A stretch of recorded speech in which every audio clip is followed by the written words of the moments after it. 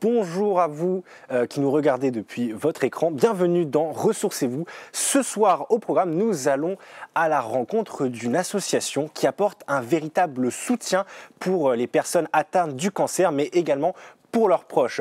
Au programme de ce soir, nous allons recevoir sur ce plateau des membres de cette association, mais également des bénéficiaires qui vont venir partager leur expérience au cours de divers échanges. Mais justement, avant de recevoir nos premiers invités, je vous propose de visionner un petit reportage qui va nous en apprendre un peu plus sur le Centre Ressources Reims, son histoire, ses valeurs, mais surtout ses missions. Le Centre Ressources de Reims, en fait, c'est une association qui accueille et accompagne des personnes qui sont touchées par le cancer et leurs aidants. Donc il y a 8 ans, j'ai rencontré quelqu'un qui est devenu un ami, qui est cancérologue à Aix-en-Provence, qui a monté le premier centre ressources il y a une quinzaine d'années maintenant. Et je me suis dit, c'est ça qu'il faut faire. Donc on a cherché des locaux qu'on a trouvés ici, là où on est maintenant, 38 bis rue de Courlancy. Et c'est très adapté, mais on grandit, on a de plus en plus de monde qui vient bénéficier du centre. Du coup, on a été obligé d'agrandir, donc on a pu avoir la chance d'avoir des locaux juste en face. Et maintenant, on est vraiment dans une superficie idéale pour tous nos ateliers, c'est parfait.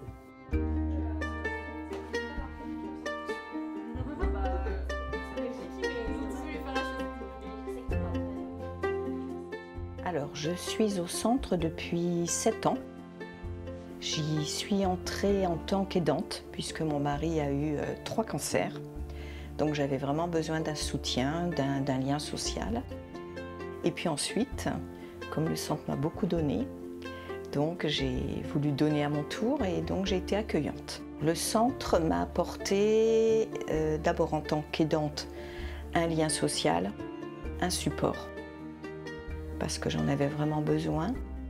Et puis j'ai appris beaucoup de choses en fait. J'ai découvert beaucoup d'activités. Il y a une quinzaine d'activités potentielles, différentes. Et voilà, donc ça m'a intéressé de pouvoir accéder à toutes ces activités pour essayer d'aller mieux. J'ai le sentiment d'être actif, de ne pas subir la maladie, mais au contraire de la prendre en charge. Et d'y faire face et de chercher des solutions aux problèmes que ça peut générer. Pour moi, c'est un centre d'écoute. Récemment, ils ont créé justement un groupe de parole d'aidants qui est très bien. Pareil, on ne parle pas de la maladie. Si on veut en parler, on en parle. Voilà, c'est là le groupe de parole justement. C'est bien parce que je suis avec des personnes, elles ont été étonnées parce qu'elles viennent principalement pour leur conjoint. Et je suis la seule où, moi j'ai dit c'est ma fille, donc voilà. Être écouté, c'est important.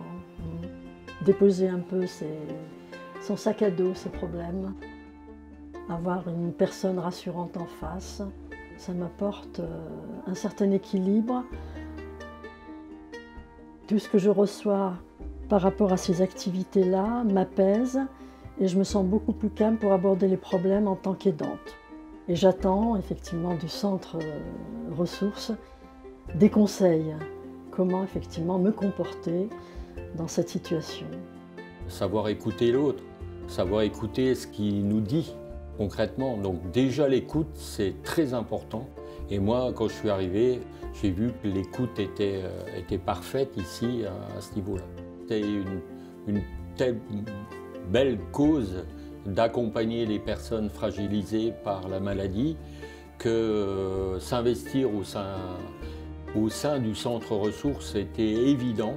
Et moi, j'ai mis mes compétences dans le domaine de la com à disposition du centre pour son développement. Alors, les liens que j'ai eus en tant qu'aidante, c'est à peu près les mêmes finalement que j'ai eus aussi en tant qu'accueillante. C'est des liens de partage, des liens d'amitié, des liens, je vais toujours citer le mot bienveillance, parce qu'il faut vraiment beaucoup de bienveillance, et puis des liens d'amour, je vais dire tout simplement. Au centre, c'est 90% des personnes qui sont là qui sont des femmes. Or, on sait très bien que le cancer, ça ne touche pas que les femmes, ça touche aussi beaucoup les hommes. Et moi, mon souhait vraiment, c'est que les hommes acceptent de se faire accompagner, qu'ils acceptent frapper à la porte, de venir. Et il y a des tas d'activités pour eux, il y a des tas de choses qu'on peut faire pour les aider. Et je pense que ça leur ferait vraiment un bien fou, quoi. Mais je pense qu'à un moment, il peut y avoir aussi un effet boule de neige. Tant qu'on est 3 ou 4, ça ne va pas attirer les autres. Et bon, après, peut-être que s'il y a quelques personnes qui viennent se greffer, peut-être que ça peut inciter d'autres à nous rejoindre. L'idée pour nous, c'est d'aider des gens à guérir. Ce n'est pas simplement dire on accompagne le cancer. Ça fait assez pessimiste. Non, on est là pour aider des gens à guérir. De retour sur notre plateau, je ne suis plus tout seul, je suis maintenant en compagnie d'Antoine de Monceau. Bonjour. Bonjour Bastien. Vous êtes le président de l'association, oui. C'est ça, et de Denis Jeunet, vous êtes donc vous le chargé de communication. Bonjour. Bonjour à vous, pardon, excusez-moi. Alors comment vous allez? Très bien. Très bien. Parfaitement Ravi bien. de vous avoir avec nous sur le plateau. Alors Antoine, je vais commencer par vous. Comment est né le Centre Ressources Reims? Alors déjà, pendant toute ma carrière professionnelle de médecin généraliste, avec une orientation qui était l'homéopathie, j'ai accompagné des personnes soignées pour le cancer en complément de leur traitement pour les aider sur les effets secondaires, etc. Et puis aussi souvent en consultation, ça arrivait souvent le soir, après une annonce difficile, de prendre le temps d'écouter, etc. Et puis ensuite un petit passage à l'Institut Godino à Reims, de centre anticancéreux. On devait à l'époque faire un service justement de soins de support, de soins complémentaires, ça ne s'est pas fait. Et j'ai rencontré, l'opportunité fait les choses très très bien, j'ai rencontré le docteur Mouisset qui est cancérologue à Aix-en-Provence, qui est le créateur en fait des centres ressources. Et je me suis dit, on en fait un à Reims. C'est parti. Quelle bonne idée. Mais alors du coup, ça fait combien de temps? 8 ans. 8 ans. Eh ben, c'est la 8e année. C'est la 8e année. Eh ben, ça fait quand même un sacré parcours. Et depuis le temps, quelles ont été les grandes étapes qui ont marqué du coup l'évolution de cette association? Je pense que la première étape, c'est la naissance. Hein. La naissance, c'est pas toujours facile. J'imagine. Donc, voilà, il y a eu des péripéties de naissance. Et puis, j'ai eu la chance, au départ, d'être accompagné par une compagnie d'assurance qui m'a prêté des locaux. Donc, on a pu démarrer là-dessus. Ensuite, diverses associations, club service qui ont organisé des événements qui ont permis de démarrer. Donc, on est bien parti. On était sur une bonne lancée. Et Covid. Ah. Et là, Covid long. C'est le problème. Donc, et Covid, là, tout s'arrête pour tout le monde, et tout le monde en a souffert. Et on a voulu maintenir le lien, c'était important, parce que le lien pour les bénéficiaires, qui se sont sentis totalement abandonnés, et puis le lien pour les bénévoles, parce qu'une association, si on ne crée pas ce lien, ça ne fonctionne pas. Donc on a fait des activités à distance, de la danse, on a fait de la sophrologie, on a fait de la gymnastique, on a fait des conseils en visio. Ah, c'est génial. Ouais, j'ai dansé chez moi, fait de la sophrologie, tout ça, Denis aussi. Et franchement, ça a été top. On est ressorti du Covid, comme tout le monde, un peu abasourdi. Ça a mis un an et demi à redémarrer tranquillement. Ouais, peur de revenir. Ah ouais. Puis voilà, et au départ, oui, effectivement, il y a pas mal de patients qui avaient un peu peur de se mélanger aux autres. Bien sûr. On a souffert. Bon. Et puis c'est reparti, et là, c'est remonté d'une façon absolument incroyable. On a actuellement à peu près 80-85 personnes qui sont accompagnées, 40 bénévoles, et on est en plein essor, et objectif 120. Eh ben, j'espère que vous l'atteindrez, du coup, cet objectif. Alors, mais du coup, quelles sont les valeurs qui guident cette association? Alors, on a 3 valeurs fondamentales. Les valeurs, on en a beaucoup, mais on a 3 valeurs fondamentales. La première, c'est la solidarité. Parce qu'en fait, dans une maladie comme le cancer, où on est vraiment très isolé dans sa maladie, professionnellement, même dans la famille, c'est pas facile d'en parler, être solidaire, c'est vrai pour tout le monde. Donc c'est quelque chose qu'on doit tous partager, la solidarité. Et puis la solidarité entre nous, entre bénévoles. Parce que ça demande beaucoup d'énergie et que cette solidarité nous permet d'avoir l'énergie pour pouvoir faire tout ça. Ouais, bien sûr. Et la deuxième, c'est l'humanisme. Pourquoi? Parce que l'humanisme, en fait, dans notre société actuelle, très individualiste, c'est quelque chose qui est hyper important. En fait, quand vous avez une maladie grave comme le cancer, vous êtes soigné à l'hôpital, dans un centre anticancéreux, et là, on vous fait un traitement. Très bien, des traitements vraiment efficaces et très très performants. Et en fait, nous, on a pris le parti de prendre... Donc ça, c'est la partie de traiter quelqu'un, de traitement. Et nous, on a pris le parti de prendre soin de la personne. Donc quand on fait les deux, aujourd'hui, on sait, il y a des études qui le montrent, quand on fait les deux, c'est-à-dire le traitement de la maladie et prendre soin de la personne, on augmente quand même de 25 à 45% les chances de guérir. Ah oui, quand même. C'est énorme. Ah, c'est énorme. Donc ça veut dire que ça fait partie aujourd'hui intégrante du traitement du cancer, accompagner les personnes. C'est génial. Et la troisième, c'est l'excellence. On a choisi l'excellence, ça paraît bizarre comme mot, mais en fait, on s'est dit que derrière l'excellence, on met professionnalisme. Je vous donne un exemple. On est parti sur l'idée qu'il fallait évaluer ce qu'on fait. Donc, on a mis en place tout un système d'évaluation pour voir comment la qualité de vie des bénéficiaires à J0 1 mois après, 3 mois après, 6 mois après, évolue et ça nous permet d'ajuster en fait le plan de soins qu'on a mis en place. Donc vous voyez qu'on est passé de quelque chose qui était très sympa à quelque chose qui est devenu très sympa, mais surtout aussi très professionnel. Mais c'est génial, franchement. Mais merci Antoine pour ces éclaircissements sur l'histoire et les valeurs du coup du Centre Ressources Reims. C'est une super initiative cette association, mais elle ne pourrait exister sans les personnes qui la font vivre au quotidien.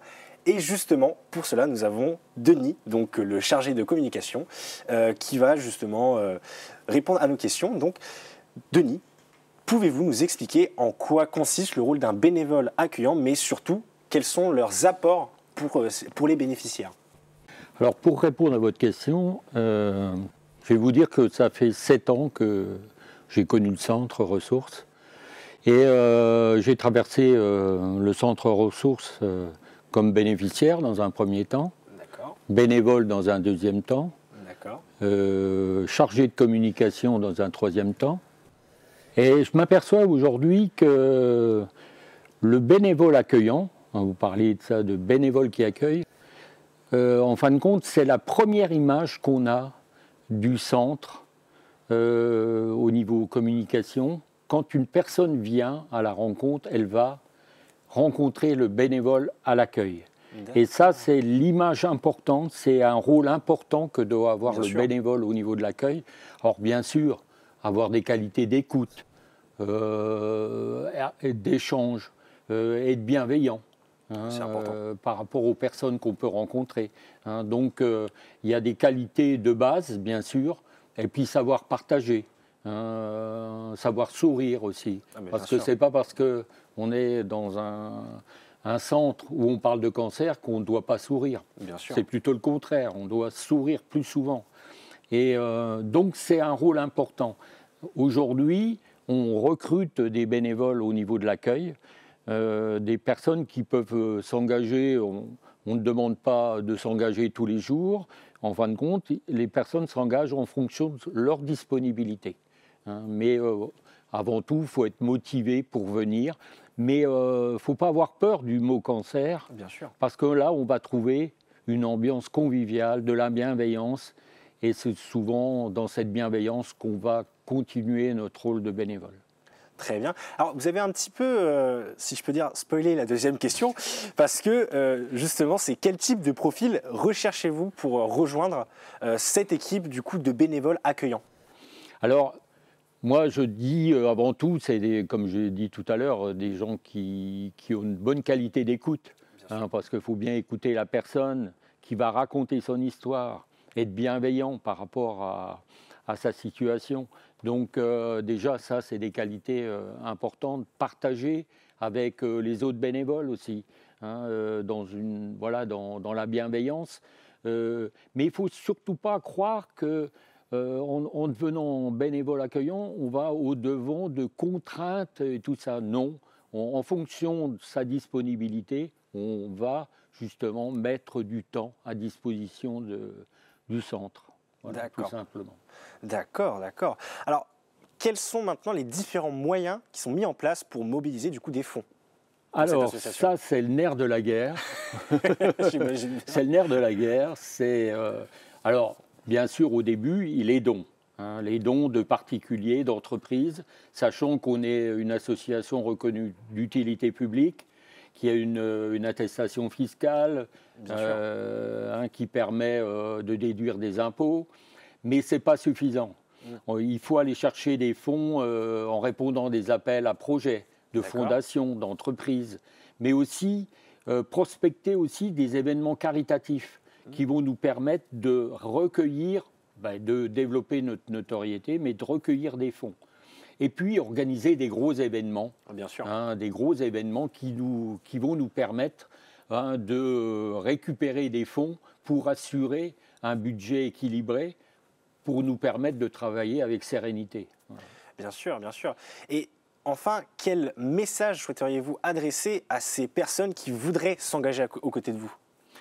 Alors, c'est vrai que des fois, on s'aperçoit qu'il y a une connaissance du centre ressources, mais les personnes ont peur de pousser la porte du centre, parce qu'il y a le mot cancer qui résonne.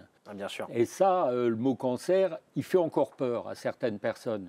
Hein, on a pu le voir sur certains événements.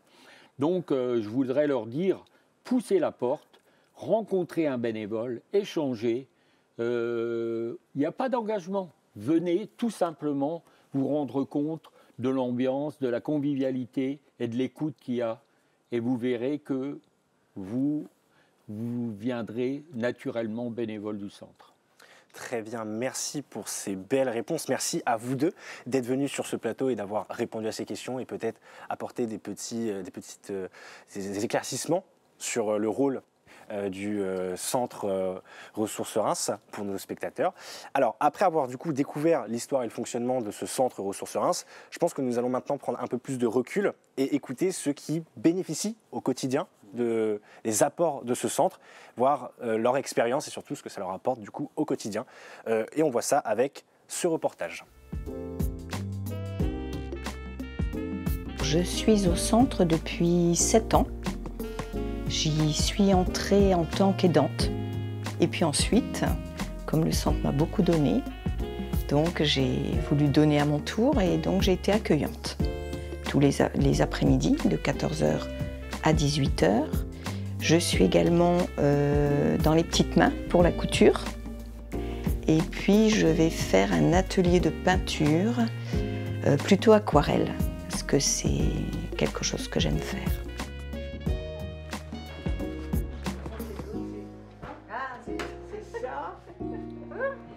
Alors l'atelier couture, on l'a monté pendant le Covid, parce qu'il y a eu des gros problèmes financiers au niveau du centre à cette époque-là.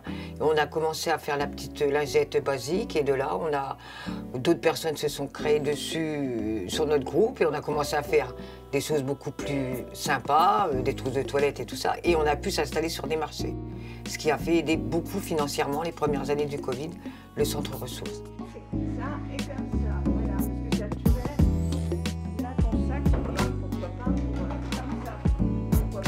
On a mis en place 4 ateliers normalement. Donc on a l'atelier poésie, on a l'atelier danse, on a l'atelier dessin et on a l'atelier chant, si je ne me trompe pas. Et moi je m'occupe particulièrement de l'atelier dessin, donc c'est celui qu'on fait aujourd'hui, mais aussi de l'atelier poésie.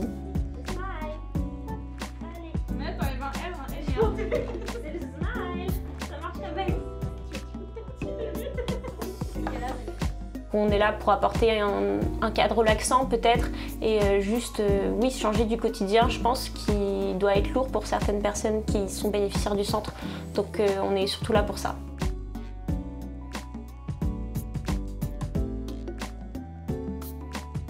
J'ai proposé la pratique de l'automassage. Donc c'est destiné à un groupe de personnes et c'est une pratique qui permet d'être autonome. C'est-à-dire que la personne va découvrir qu'on peut stimuler des zones du corps, les apaiser, réguler l'équilibre nerveux de cette zone, de ces points, puisqu'on est sur des points qu'on va aussi stimuler lors de séances d'acupuncture. On est sur les méridiens d'acupuncture. Et donc cette pratique, la personne est autonome dans sa pratique et puis c'est quelque chose qu'on s'approprie très facilement et voilà.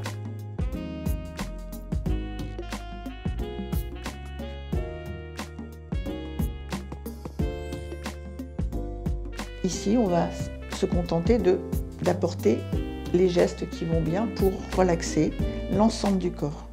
En général, la personne va pouvoir ressentir quelques bienfaits de ces gestes-là.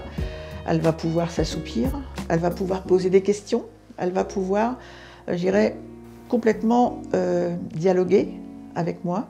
Déjà, on va aller nous chercher la cause d'une problématique. Alors, on va travailler aussi en préventif pour éviter que la maladie ne dise. Et quand la maladie a dit, là on va travailler aussi bien sur le plan symptomatique pour améliorer les symptômes perçus par la personne qui est en soins. Et on va également aller chercher les causes. L'objectif étant l'approche globale de la personne, puisque c'est une pratique qui est très holistique. C'est-à-dire qu'on approche la personne aussi bien sur le plan émotionnel que sur le plan physique.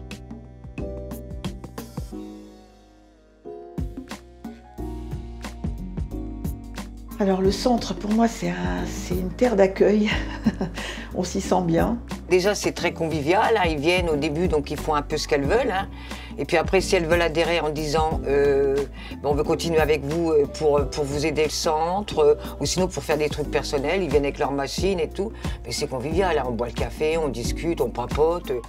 D'apporter une petite contribution à des personnes voilà, qui en ont besoin, et puis de soutenir aussi le centre, enfin l'action du docteur de Monceau, parce que je trouve que c'est une belle action. Voilà, donc c'est une petite, c'est pas grand chose pour moi, et c'est beaucoup pour le centre et pour les bénéficiaires en fait. Ce que je voudrais dire aux gens, aux personnes qui voudraient être accueillantes, venez, vous allez trouver beaucoup de bienveillance. Beaucoup d'amitié, beaucoup de joie aussi, il ne faut pas croire, on est joyeux au centre. Des témoignages poignants sur l'impact du centre Ressources Reims sur les bénéficiaires. Alors justement, maintenant, nous allons prendre un peu de recul et entendre le ressenti des personnes directement concernées. Comme par exemple vous, Gilles, bonjour, comment est-ce que vous allez? Bonjour. Alors, vous êtes un bénéficiaire du centre, du coup. Qu'avez-vous ressenti en franchissant les portes du centre pour la première fois? Beaucoup de bienveillance. Ça a été on prenait soin de nous. C'était vraiment un lieu d'accueil où on pouvait poser un petit peu les valises. Et ça a été, dès le départ, ça a été un accueil, c'est pas exagéré, mais ça a été extraordinaire dès le départ. Un accueil chaleureux. Ouais, très chaleureux, très bienveillant. Vraiment, on sent que les gens ils sont là pour nous aider. C'est génial ça. Alors, quand vous avez découvert le centre ressources, qu'est-ce qui vous a convaincu de franchir les portes, justement? Il y avait une attente de ma part, puisque ça faisait déjà quelques années que j'avais été touché par le cancer. J'avais pas eu connaissance de cette association-là ou de ce type d'association. Et je l'ai connu par l'intermédiaire de la médecine du travail. D'accord. Et quand j'ai découvert l'existence du centre, 2 jours après, je les ai contactés, quoi. D'accord. Donc, il y avait une réelle attente de ma part. D'accord. Alors, j'imagine que cette attente, elle a été accomplie. Parce que vous avez des activités, d'ailleurs. Y a-t-il une activité ou un moment marquant qui a eu un réel impact sur vous? Je ne vais pas pouvoir répondre à une seule activité. Il va y en avoir plusieurs. Je suis désolé, mais mon activité privilégiée, c'est le yoga. D'accord. Je la pratique toutes les semaines. Okay. Ça me fait du bien à mon corps, mais ça me fait aussi du bien à la tête. Et notamment grâce à la personne qui dispense les séances. Elle s'appelle Marie-Dominique. D'accord. C'est pareil, c'est des personnes d'une bienveillance extraordinaire. Ça fait le tout, je pense. C'est elle qui nous donne, qui nous dispense les séances, mais c'est elle qui nous remercie à la fin. C'est un peu paradoxal, mais tellement ils sont d'une générosité, et c'est Marie-Dominique, mais c'est toutes les personnes qui sont bénévoles, c'est toutes les personnes qui dispensent les séances, c'est vraiment, ils sont d'une générosité assez incroyable. Alors j'ai dit qu'il y en avait d'autres. Bien sûr. J'ai pratiqué l'hypnose. Okay. J'ai fait 3 séances. Les 2 premières séances, j'ai eu du mal à lâcher prise. Et la 3e séance, il s'est passé quelque chose qui m'a un petit peu dérouté, parce que il y a eu le déclic. Il y a eu le déclic. Et là, ça m'a dérouté. Et ça, je pense que ça va débloquer des choses. Et la 3e, je suis désolé, mais pas de souci. Vendredi dernier, je suis allé à un groupe de parole. D'accord. Et ça faisait un moment que j'hésitais à y aller, parce que on se met à nu un petit peu dans un groupe de parole. Faut mettre un petit peu sa pudeur de côté. Et là, je me suis retrouvé avec 2 autres personnes. Et on a parlé de nos expériences.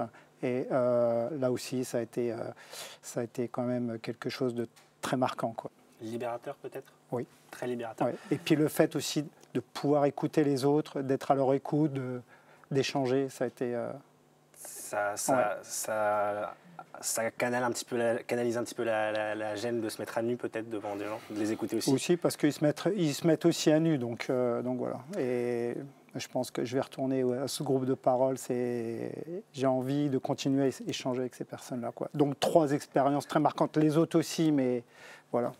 Eh ben, vous avez bien raison. Et surtout, que diriez-vous maintenant à une personne qui hésite à rejoindre le centre ? Réfléchis pas, vas-y, te pose pas de questions, tu réfléchiras après. Non, c'est... il y aura forcément quelque chose de positif à l'issue. Chacun va trouver l'activité qui va lui apporter du mieux-être, qui lui fera du bien, quoi. D'accord. Et la preuve en est, c'est que plus j'avance dans le centre, et je constate que beaucoup de personnes qui ont été des bénéficiaires, à un moment, ils franchissent le pas et ils deviennent bénévoles, quoi. Donc c'est que ils trouvent quelque chose au sein du centre qui les pousse à rendre ce qu'ils ont reçu, quoi. C'est génial. Merci Gilles pour ce partage. Franchement, on voit qu'il y a ces témoignages, ça illustre vraiment l'importance qu'a eu le centre pour vous, j'imagine, cet accompagnement et tout ça. Mais justement, comme je l'ai dit en début d'émission, le centre Ressources Reims accompagne les bénéficiaires atteints du cancer, mais également leurs proches, donc les aidants. Et pour cela, nous recevons avec nous Rasika. Bonjour. Bonjour. Comment vous allez ? Je vais très bien, merci. Alors, pareil, petite question. Oui. Alors, souvent, les aidants sont dans l'ombre, mais au centre ressources, on vous donne vraiment une place, on met vraiment un piédestal en avant sur l'accompagnement pour les bénéficiaires. Que représente cette reconnaissance pour vous ? Eh bien, écoutez, déjà d'une part, le fait de fréquenter donc, ce groupe de parole, ça m'apporte un lien social déjà. Bien sûr. Une rupture avec l'isolement, la solitude, qui est pesante face aux malades, et effectivement un découragement aussi, un découragement. D'accord. Pardon, excusez-moi. Face à la fonction, et puis l'étendue effectivement du travail et de l'accompagnement qu'il y a à faire, aussi bien physiquement par rapport aux malades que psychologiquement. Très bien. Alors, qu'est-ce qui différencie selon vous cette association d'une autre structure d'accompagnement ? Écoutez, je n'ai absolument pas pensé mettre un membre de ma famille dans un EHPAD ou une maison de retraite. J'avais envie vraiment qu'il reste à son domicile, être libre et pouvoir effectivement s'occuper de lui et d'être là, rassurante, l'aidant jusqu'au bout. Voilà. C'est la mission que je dois accomplir de toute façon. Et c'est comme ça que ça fonctionne au centre, du coup ? Ah oui, totalement. Très bien. J'ai des éléments quand même par rapport à la fréquentation du groupe de parole. J'ai quand même ce lien social, les échanges, des épreuves de chacune de nous, puisqu'on est 4 en fait.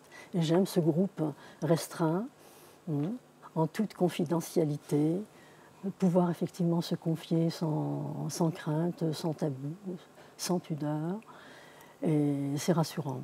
Et en plus, avoir un psychologue qui puisse effectivement nous donner les clés pour mieux agir par rapport au comportement et des conseils à donner face à certaines situations et face aux malades. D'accord. Et enfin, comment cette expérience a-t-elle changé votre regard sur le rôle d'aidant ? C'est certain que lorsque la fatigue est là, l'épuisement certain, on a un rôle, on le ressent un peu négatif. Ouais. C'est ce que je dis, le verre à moitié vide. Mais effectivement, en fréquentant le groupe de parole, on se sent exister. Il y a ce lien, toujours social, il y a cet échange qui apporte beaucoup nos expériences les unes aux autres.